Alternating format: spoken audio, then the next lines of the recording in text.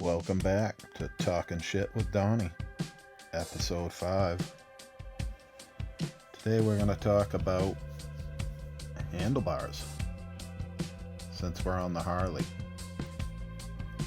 And let's talk about what kind of handlebars you like. Check this lake out. Pretty cool. What's up with this? Pillars there? Was there a house there, or it's gone? Seems like a lot of that in Florida. A lot of abandoned houses or old estates and properties that still have something left like that. Kind of neat. Guess a little bit sad. Yeah, I don't know what's over there.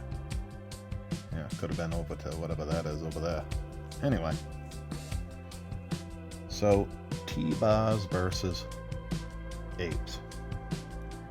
What you guys like and why. So I'm on the Harley, and this is a Batwing bike, and I'm thinking about changing to T-bars. I got some apes on there right now. I believe they're 13s, and they're about between chest and shoulder height. I'm just not a fan, especially when you're taking corners like this. It's just not intuitive. It doesn't feel like you're, connected to the bike or whatnot. And I feel like a pair of moto bars on T-bars would have a much more connected feel. I've sat on one before and definitely liked it. So when I'm talking about T-bars, this is what I'm talking about. You can see them here in this picture. Now on a road glide, that's pretty easy to achieve. People have been doing it for a long time, or on dynos and stuff like that. But on a street glide, it's been thought to be impossible. Well, now they make a couple different ways of doing it. One, you can get a pullback. Oh, what the fuck do they call it? Anyways, a pullback adapter, as you see here. This bolts into your triple clamp like it does on the road glide, and comes out by where all your switches are. The problem with this is that it goes up and by your key, and you can no longer use your knob there that turns the bike on and off. Obviously that becomes a bit of a problem.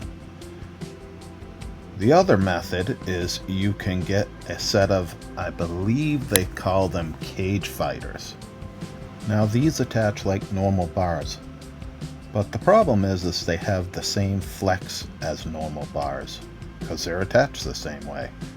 Where the pullback setup, it gets rid of the normal bushes and solidly attaches it to the triple clamp, which has, my understanding, a much more connected feel to the bike.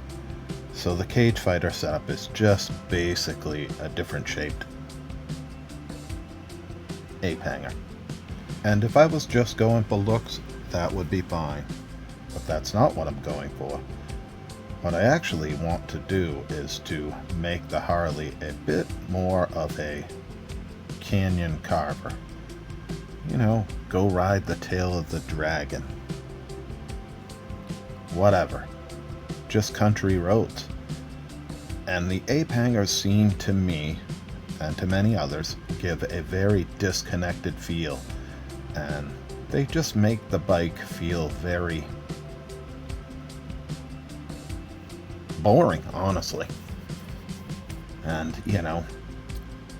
there's well-written things all about this, between the rubber-mounted motor transmission thing, which just makes the bike not handle good. And it's the same with the handlebars. The way they mount them just gives you a very disconnected feeling. And they say it's for comfort, but I think it feels uncomfortable. So I don't like not being able to use my, fork lock and key setup. And I don't really like the cage fighter setup because it doesn't give me the goal I want. So I always wear a helmet when I ride these trips, and I have radio in my helmet, so I don't really need the radio, And one of the reasons why the Road Glide seems like it feels lighter in a lot of ways to people and more responsive is this exact reason. Because it's directly connected and you're not moving the bat wing and all the weight of the bat wing with the handlebars and fork. So one of my goals is to get rid of some of the weight out of the bat wing. And because I don't use the radio for that, I'm going to run the T-bars through the radio hole. Yep, right. You heard that correct. I'm taking the radio out. I'm also going to take the speakers out and try to lighten up any other stuff that's unnecessary in the bat wing. That way, my T-bars go through the radio hole directly into the top clamp of the fork. Just like the Road Glide. Just like the Dyna. And with all that less of weight, which I think it's quite a bit, I think I'll really get a good Canyon Carver feel out of the bike, which is what I want. What do you guys think about that? My next question is, what size risers do you guys think you should run? Like I said, my ape hangers now are between my chest and shoulder height, which I actually think is pretty good. So I think I'm going to try a 10-inch riser and a 2-inch bar, which is going to put me somewhere around the same height. But anyways, my goal is to try to make it somewhere around the same height. Now, do you guys like lower bars? Or do you guys like really tall bars?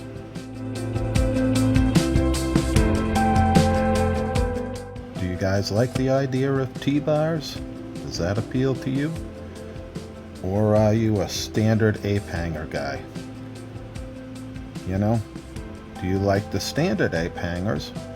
Or do you like, the more meat hook style? Which seems to be popular also. Anyway, guys, let me know what you think of my idea. Again, this is to try to make the bike feel more connected and, try to have a more, connected feel to the front wheel and what's going on with the road, and kind of try to take away, the wet noodle Harley feel. Just in the front end. Don't worry, we're also going to get into the swing arm and that whole debate too, at some point. Anyway, comment down below, guys, and let me know what you think. And, am I an idiot? Okay, am I an idiot for this reason? Anyways, let me know what you think. Thank you for watching this episode. Let the argue begin.